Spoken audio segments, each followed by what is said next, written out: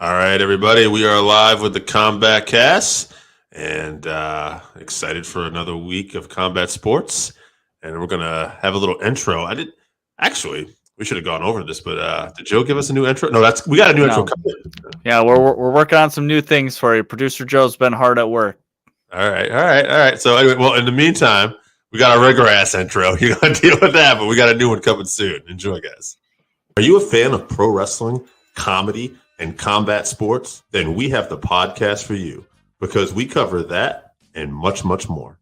Do you like to debate with your friends? Do we have the perfect segment for you? It's the 531, where we take any given subject, break it down to a top 5. From there, we debate it down to 3 and then into that number 1 spot. If you want to get a hold of us, find us on our social medias. Search Working Fans Podcast on any major social media platform.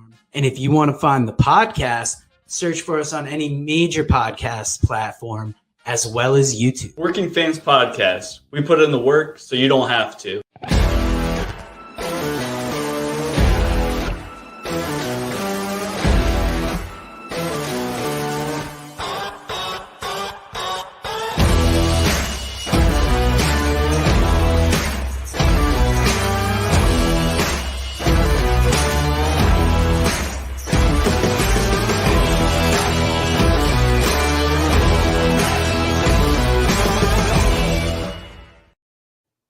All right, folks, we're back.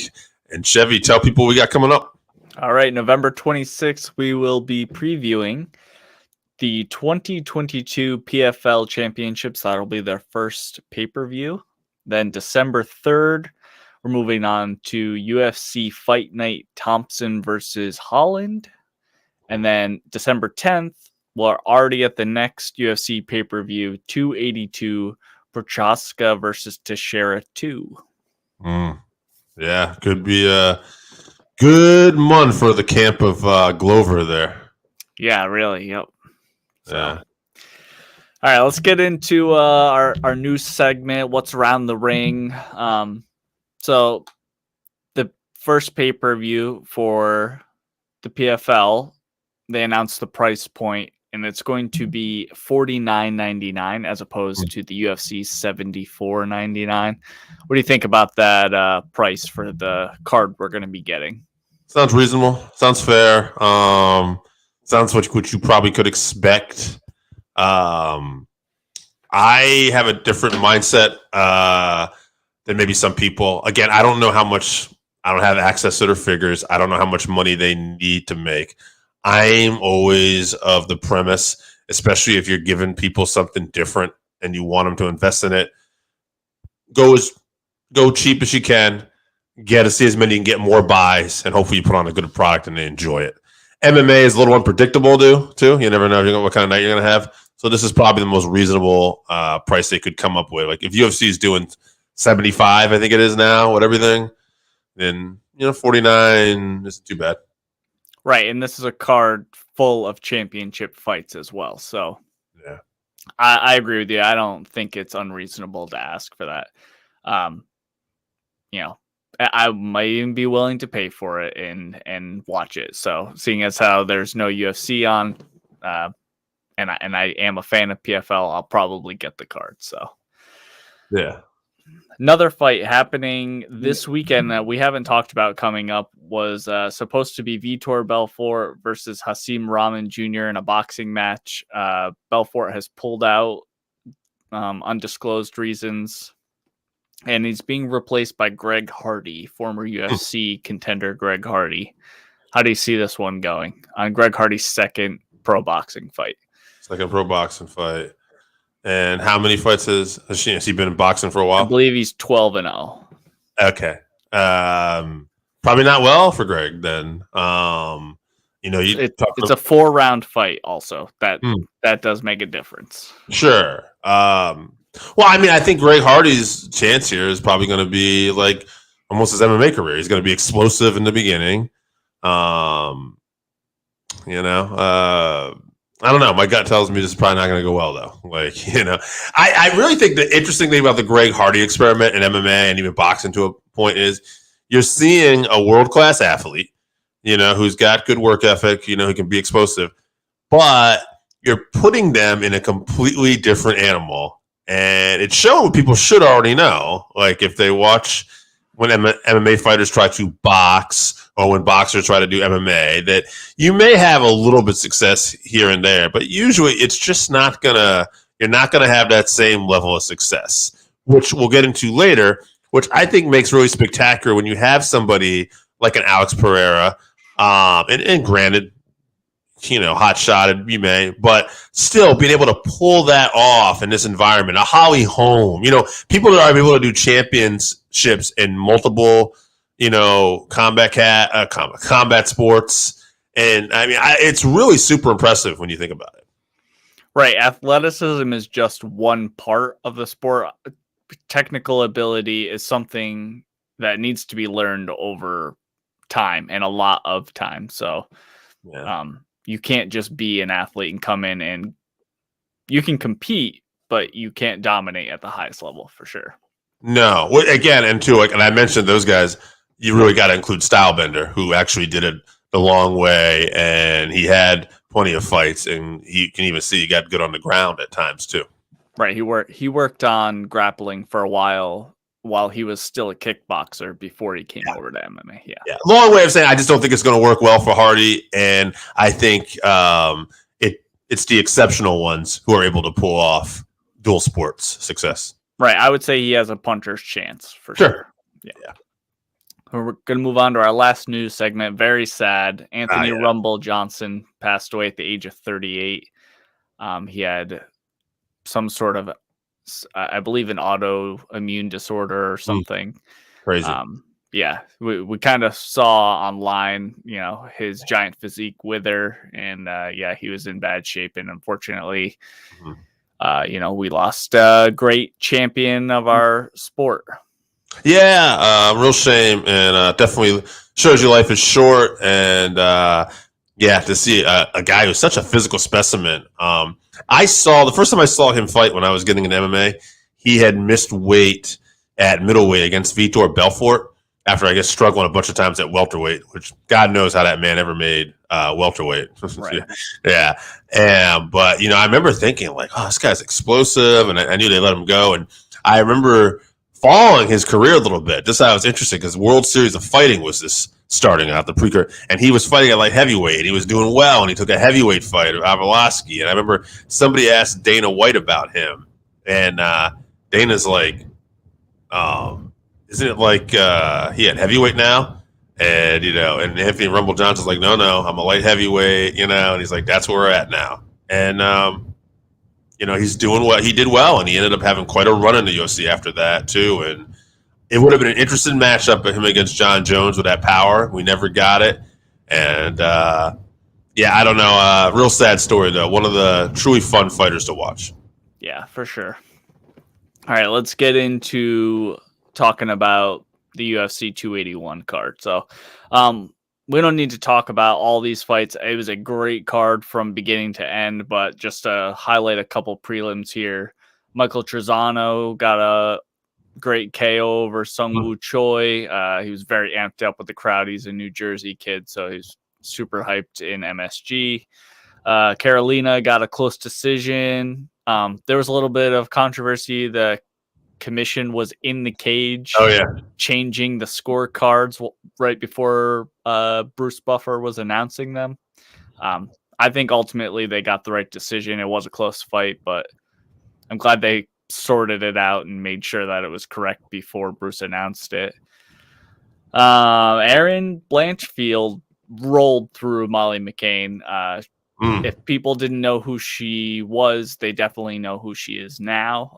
She's a big problem for the division in the future. She's a great prospect. She also beat Miranda Maverick, who we're both very high on too. So definitely want to keep an eye out for. She's also very young. I think she's like 22 or 23. So great win for her. Ryan Spann put Dominic Reyes out bad again. We talked about this. We actually called this. Yep, this is what we were worried about happening for Dominic. It's not a great matchup for him, and good on Ryan Spann, but I feel bad for Dominic Reyes. I'm not sure what's next for him. It's tough. I know he's at a higher weight division. You get a little bit more leniency up there, but I wouldn't be surprised if maybe he got cut or maybe he gets one more. And even if he gets a win but doesn't look right, he might get cut. So we'll move on to the main card here. Yes. Dan Hooker gets a second round TKO versus Claudio Puelles. Did you see this one? Absolutely. Impressive. I think me and you both thought Claudio is just such a good all-around fighter. He's on the way up. He's so good on the ground, and he's good on the feet. But Hooker ended up being so much better on the feet and being good enough on the ground that, he was able to get out of tough situations and avoid them. I was super impressed with Dan Hooker, and I'm going to do that thing I like to do with you once in a while, too. I will throw a possible matchup here and there. You can give your thoughts about the fight as well, but Hooker versus RDA next, maybe. Yeah, it's a good matchup. A lot of grappling for Dan Hooker, though. I can't imagine he's ever turned down a fight, so I'm sure he would be down for that. I bet RDA would be down for that as well. Fun fight, tough matchup for Hooker, I think, though. Mm-hmm. As far as the Puelles fight, I think the moment maybe just got to Puelles a little bit. You could tell during the announcements, Buffer announcing them and stuff, he didn't look quite right. But Dan did everything correctly to get the win. He survived that early leg lock that Puelles had him in the first round, which I thought it was all over there. Yeah, but he survived, and then he kept the fight where Puelles was uncomfortable on the feet. Obviously, Puelles wanted on the ground. He was diving for Imanari rolls and scooting on his butt, and my wife loved every second of it. She thought it was great. But I'm just glad that Dan got the win, and by finish also, a body kick TKO, great for him. So he was very excited afterwards as well. Bit of a weird post-fight post-fight interview, but the guy was hyped up, so you can't fault him too much. All right, move on to another sad piece of news, which we kind of saw coming. Yep. Chris Gutierrez, round 1 KO, flying knee versus Frankie Edgar. What can you say? It was also one of those fights where Frankie's just made that thing before too, where he gets caught sometimes going in for those takedowns, and I think it's just probably him being a step slower. And great win for Chris. But where does he truly rank after a performance like this? It's kind of hard to tell with Frankie being on the decline. So we'll see, but great moment for him. And I'd like to see him fight next. Either Song Lidong or Ricky Simone, or a couple guys I'd like to see. Yeah, those are two great matchups for him, I think, too. So I agree. First of all, I said if Frankie didn't win, there is no MMA god. So there is no MMA god. Nope. Or if there is one, they are malevolent. So, just fuck us, I guess. But I think this is equal parts of Frankie being a step slower with his age. And there just being so much tape on him with his mannerisms and tendencies and everything. And then just the greatness that is Chris Gutierrez. I am a believer in his skills for sure. I think he's a real problem for a very stacked division at bantamweight. So, time will tell. We'll see. Those are a couple great matchups I'd love to see going forward for him. Yeah. So. And one thing added too about Frankie, somebody brought up a great point I heard on another podcast. I think it was the Post podcast. Frankie was the former light heavyweight champion at a time when nobody really Lightweight, not light heavyweight. Yes, that's a big difference. Yeah. So, but at a time when UFC was more focused on heavyweights and didn't have it really a stack lightweight. Frankie was outsized by a lot of these guys, but he did beat BJ Penn though. So he did. He was a skilled fighter in his time. He was, and Frankie was a lightweight champion for a while. Had some great matches with Gray Maynard, and then he went on to featherweight. And someone brought up a good point. He doesn't really get the credit he deserves for this because he was basically the number 1, number 2 contender the whole time, but he happened to be in a division at the same time. There was a Jose Aldo. Yeah, exactly. So, Yeah, I agree. He's an absolute legend. You could tell everyone. I've never seen reactions in the crowd after a fighter gets knocked out where everyone was disappointed. Even Chris Gutierrez was in tears. So, we love Frankie. Everyone loves Frankie, and tough to see him go out that way. But unfortunately, that's the way these legends go out all the time. That's what DT was saying. So, we love Frankie. Hope he does great things going forward. We move on to what I thought would probably be fight of the night. It for sure was. It's a fight of the year contender. Dustin Poirier, rear naked choke submission in round 3 versus Michael Chandler. What a fight. I mean, what else do you say? This is one where I did pick Chandler. I thought because Chandler's explosiveness would be the difference, and Dustin's been in so many wars himself. What we learned, at least so far, Dustin is still durable. He is not, he took all that and then he turned it on. And then Chandler, being the smart guy that he is, strategic, in round 2, he bounced back with his wrestling. Got his wrestling in there. And then round 3, there's Dustin being an all-around great, like you said, maybe a little more technical last week. Got his submission, and got the choke. And he was able to pull it off. So impressive, this kind of victory, when you're dealing with the elite. You're getting in trouble, and then you're dealing with an opponent who finds another way to put you in danger, and then it's just this chess matchup, and it was something to watch. Super impressive in Poirier in the sense that I was worried that, he had been in so many battles that maybe his time was coming up. I don't think so after this performance. I think I heard somebody mention to him at the press conference, maybe Beneil Dariush next for him. And he says it's a great matchup. It probably makes the most sense. And Dariush deserves a tough matchup. So I'm down for that fight. Yeah, as far as the Chandler fight, it's exactly what I was hoping for when I saw these two got matched up. I love both guys. It was a great fight. Couldn't have asked for anything different. Neither guy allows a fight to be boring ever. So we should just appreciate both these guys while we still have them around for sure. As far as the matchup with Dariush, I agree with you. I don't think Dustin is done by any means. Dariush is a tough matchup on the ground for sure. They both have the same willingness to get into a gunfight, though. So it really could be either guys. And similar to Michael Chandler, Dariush will throw a little bit wider punches, and Dustin will throw the straight punches that will land first. So could see something similar to the Chandler fight. So good matchmaking if we see that one. Move on to the strawweight women's title fight. Zhang Weili, rear naked choke submission, round 2 versus Carla Esparza.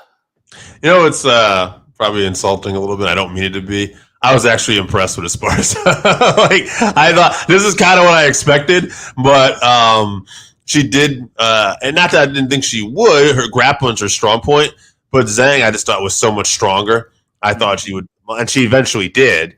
But Esparza was definitely doing very well, and not very well. No, that's probably not fair, but she was doing better than I thought in some of those exchanges where I thought she could pull it off. But overall, very convincing victory for Weili Zhang, who was better on the feet as we knew she would be, and she was super strong in the grappling department as well. We'll see what's next for Weili Zhang. I mean, you got now Rose is back in title contention. You got, I was thinking, I'd like to see Andrade next, Jessica Andrade, just because she had that finish over Lemos. I know Lemos outranks her for some reason. I don't know why, because it's like that fight did happen. But any of those matchups would be great. Yeah.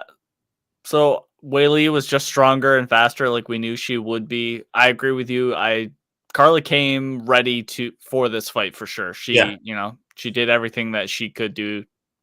Zhang was just the better fighter that night. So respect to Carla for sure, but I think Weili might have this belt for a while. I think now that she's improved her wrestling, it's tough to say that anyone is a favorite over her, even Rose. So I'm not sure who the next matchup is, but I would favor Wei Li in all those fights. I think she's still getting better.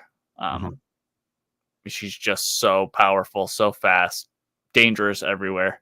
I love that, she's been working on her English, and she wanted to do the post-fight interview in English, and she just loves the fans, and she's really getting the love from the fans now too. So I'm a big fan of her for sure. So move on to the main event.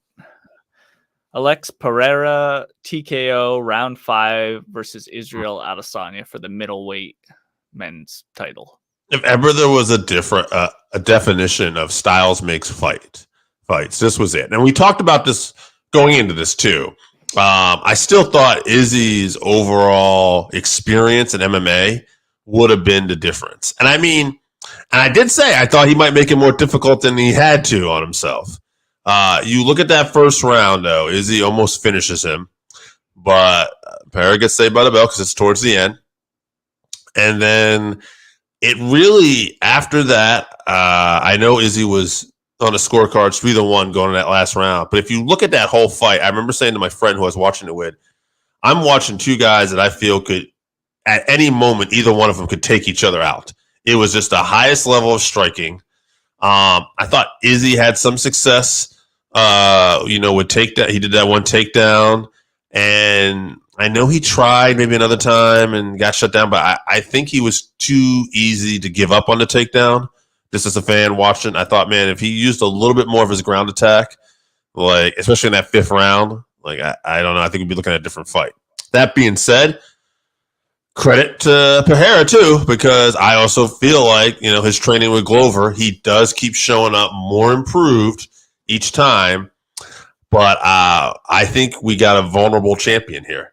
I think he's talented.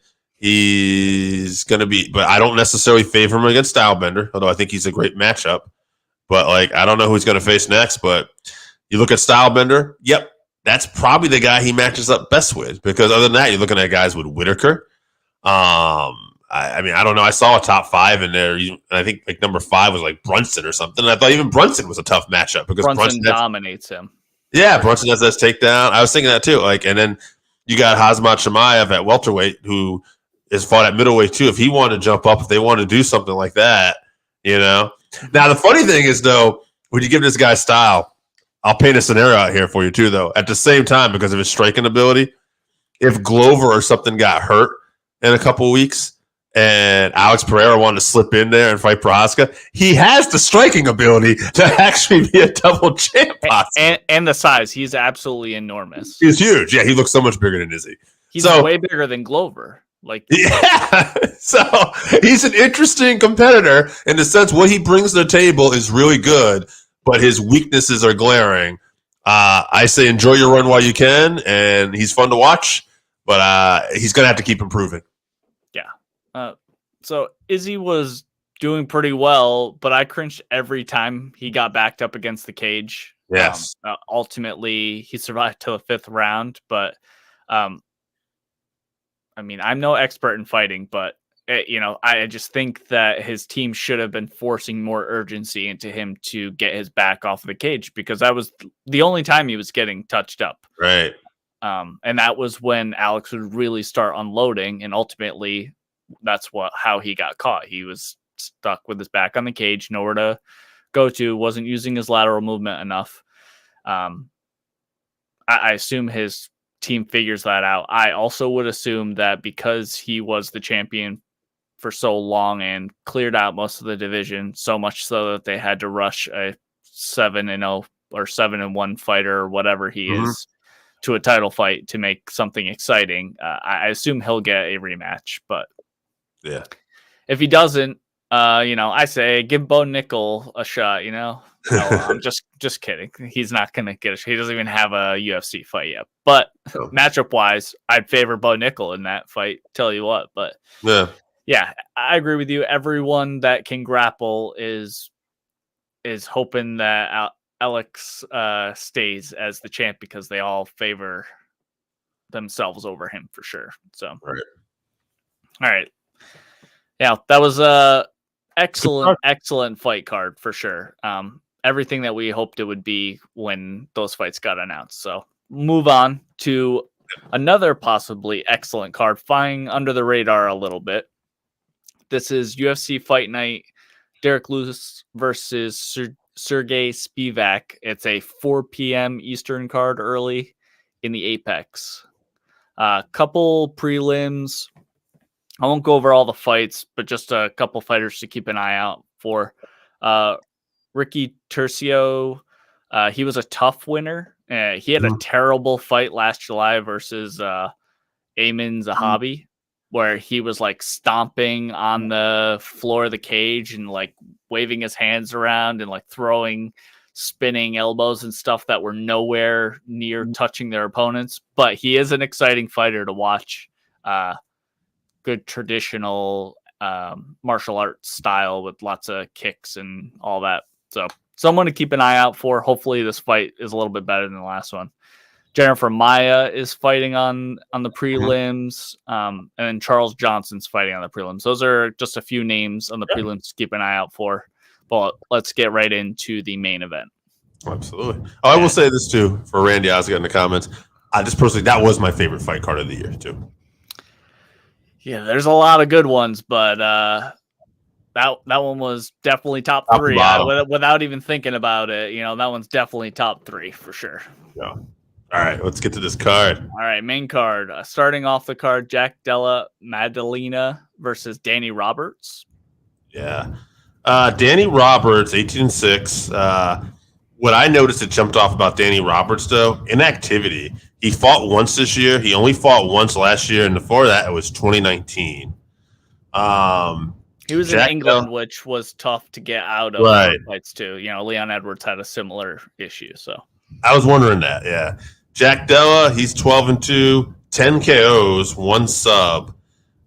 He's lost his first 2 fights, and now he's won 12 in a row. So mentally strong, I always like to say when I see that, and the guy likes to finish. I got Jack Della. I'm going to say he gets a finish, round 2.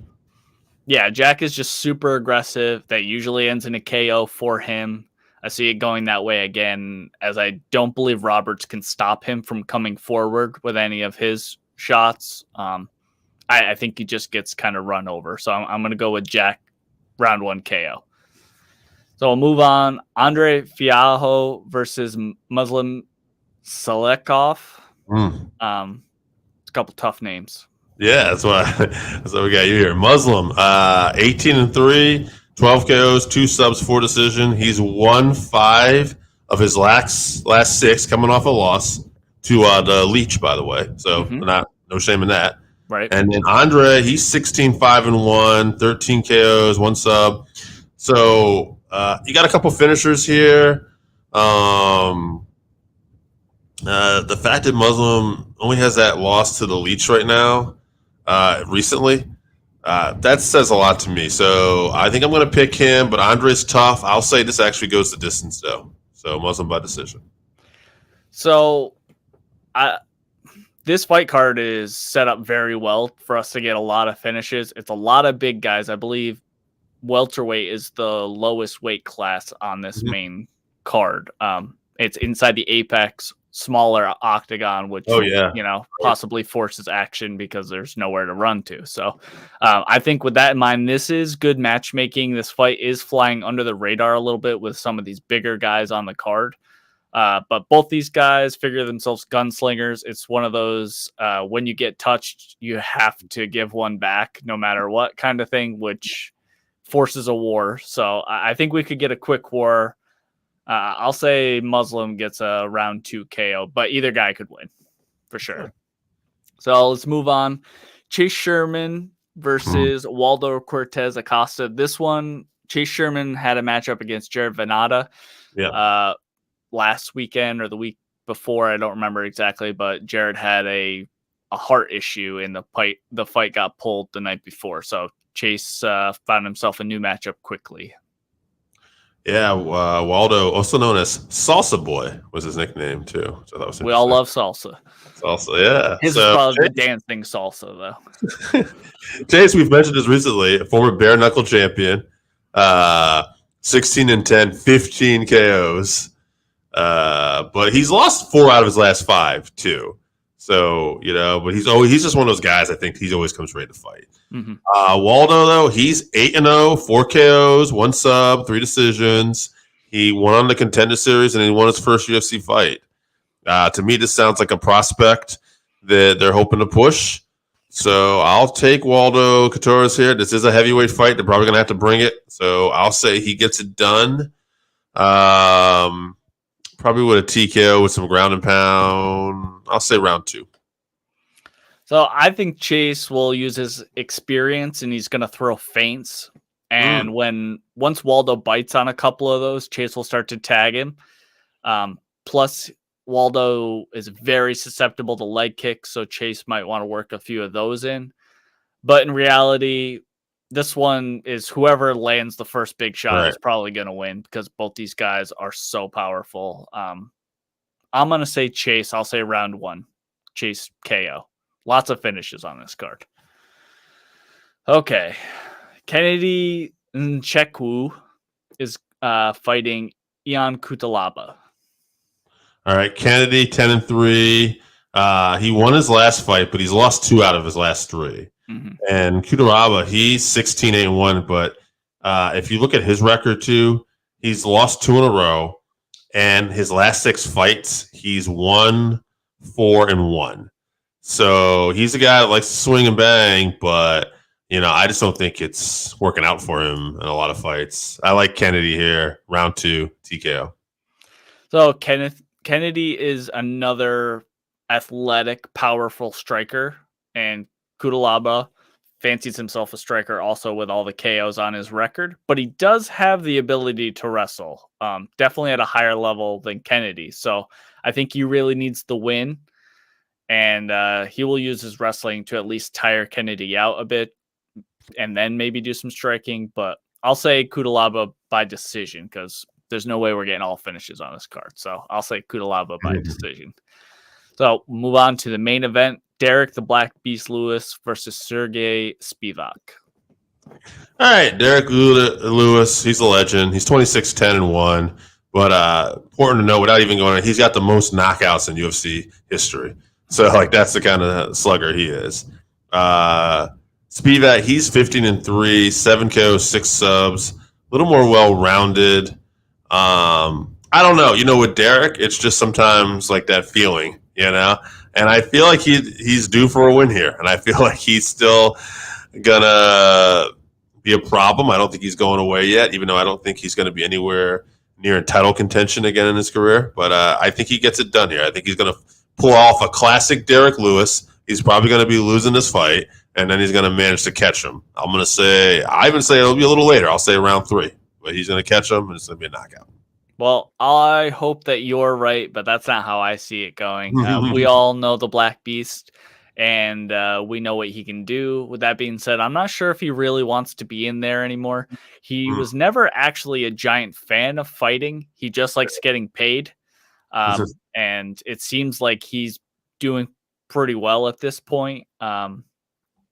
He has had a tough few fights. He goes home and his kids make fun of him when he gets beat up. So he doesn't want to be dealing with that shit anymore. I wonder if his heart's in it enough to fight a savage like Spivak, especially with his grappling ability. I think it's going to be a tough night in the office for Derrick Lewis. Obviously, you can never count him out. Ask Volkov, 4 seconds left or something like that. He got KO'd. Yeah. So he always has that ability, especially if somebody's willing to engage with him, which Spivak will be. He's super dangerous. But if he doesn't mind his P's and Q's, he'll go to sleep for sure. So with that being said, I'm going to go with Spivak. Been going back and forth on this one. So I'm going to go with Spivak TKO round 3 when Derrick slows down a bit. I'll say, he'll get a couple takedowns or even just clinch and wear on him and tire him out, and he'll just beat him up, eventually land something and get a TKO. So sweet. All right. So that's what we think, folks. We'll see how the fights make out this weekend. It's a nice early show. I'm not going to be able to see it. I'll be in New Jersey going to AEW Full Gear, but we'll talk about it next week. I'll try to see what I can. But yeah, tell me what we got coming up. All right, November 26th, we'll be previewing the 2022 PFL Championships, their first pay-per-view. December 3rd, we'll be previewing UFC Fight Night Thompson versus Holland. Very exciting fight. And December 10th, we'll be previewing UFC 282 Prochaska versus Teixeira 2. And we might even be at a Bellator show the night before, I believe, too. Yeah, we're trying. We're trying. Yeah. All right, folks. That's going to be it this week. UFC 281 was a banger. Look forward to the fights this weekend. As always, thanks for tuning in, guys. We appreciate you.